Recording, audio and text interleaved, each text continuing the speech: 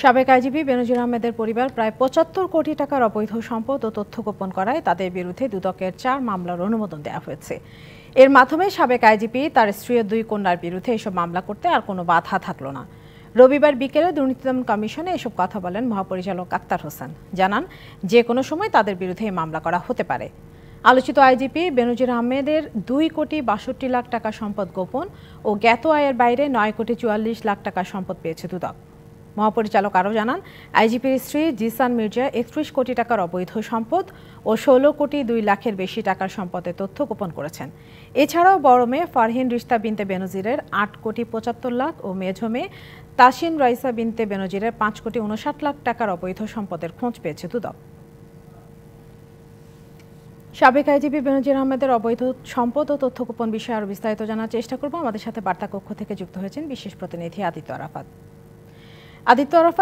সাবেক আইজিপির পরিবার এবং তার বিরুদ্ধে যে ৭৫ কোটি টাকার অবৈধ সম্পদ আর তথ্য গোপনের অভিযোগ এসেছে, তার বিরুদ্ধে দুদকের ৪ মামলার অনুমোদন দেওয়া হয়েছে। এই সম্পদ তারা কিভাবে অর্জন করেছেন এবং এর মধ্যে কি কি রয়েছে সম্পদের মধ্যে?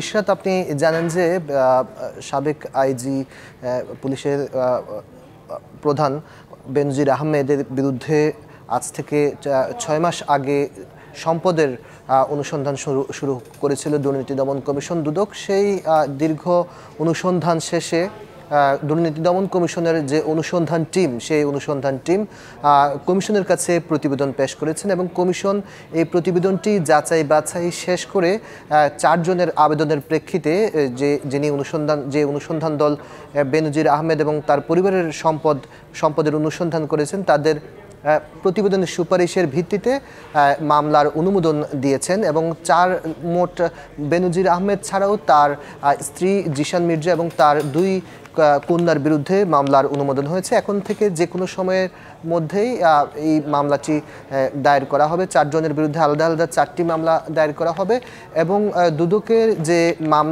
অনুমোদিত মামলা, সেই অনুমোদিত মামলায় বলা হয়েছে যে বেনজির আহমেদ পুলিশ এবং র্যাব সহ পুলিশ, র্যাবে এবং বিভিন্ন সরকারি গুরুত্বপূর্ণ দায়িত্ব পালনকালে ক্ষমতার অপব্যবহার করে তিনি বিপুল পরিমাণ অবৈধ সম্পদ অর্জন করেছেন এবং দুদক যে ৭৫ কোটি টাকা আর অবৈধ সম্পদ পেয়েছে এবং এই অবৈধ সম্পদের মধ্যে বেনজির আহমেদ ছাড়াও বেনজির আহমেদের অবৈধ সম্পদ তিনি তার স্ত্রীর নামে এবং তার ২ কন্যার নামেও অবৈধ সম্পদ তিনি রেখেছেন এবং দালিলিকভাবে এই অবৈধ সম্পদ দুদক বলছে যে তারা প্রমাণ করতে পেরেছে যে এই সম্পদের ৭৫ কোটি টাকা সম্পদের বৈধ কোনো উৎস পাওয়া যায়নি। তবে এর বাইরেও আরও বিপুল সম্পদ থাকতে পারে বলে অনুসন্ধান সংশ্লিষ্ট যারা আছেন তারা জানিয়েছেন যে এর বাইরে আরও বিপুল সম্পদ থাকতে পারে। আর যে অনুসন্ধান করা হয়েছে সেই সম্পদে এখনো পর্যন্ত আপনাকে বলে রাখি যে তার বিরুদ্ধে আরও অন্যান্য বিভিন্ন অভিযোগ রয়েছে, যেমন পুলিশে বিভিন্ন সময়ে যে কেনাকাটায় দুর্নীতির অভিযোগ রয়েছে, এছাড়া বিভিন্ন প্রকল্পে দুর্নীতির অভিযোগ রয়েছে। সেই দুর্নীতিগুলোর অভিযোগও কিন্তু অনুসন্ধানাধীন আছে। এখন শুধুমাত্র তার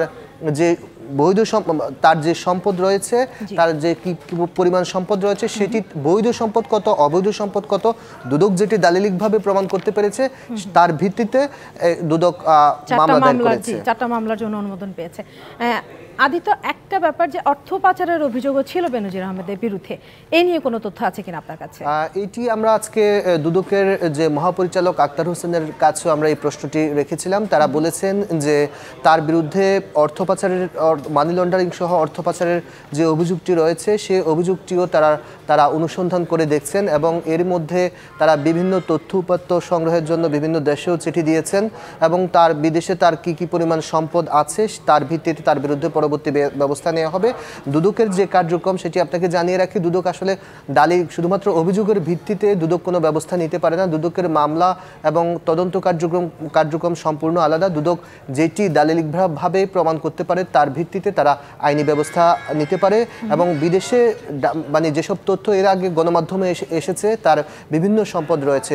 এখন কোথায় কি পরিমাণ সম্পদ রয়েছে এবং সেই তথ্যগুলো দুদকের যে অনুসন্ধান টিম, সেই অনুসন্ধান টিম জানার চেষ্টা করছে এবং সেই তথ্যগুলো আসার পরে পরবর্তীতে সেই তথ্যগুলো মেলানোর পরে তার বিরুদ্ধে যদি মানি লন্ডারিং আইনে যদি ব্যবস্থা নেওয়ার সুযোগ থাকে এবং প্রমাণ থাকে সেই অনুযায়ী দুদক তার বিরুদ্ধে পরবর্তীতে আরও মামলা দায়ের করবে এবং তার পরিবারের সংশ্লিষ্ট যারা আছেন তাদের নামেও যদি কোনো সম্পদ বিদেশে থাকে সেই অনুযায়ী দুদক আইনি ব্যবস্থা নেবেন।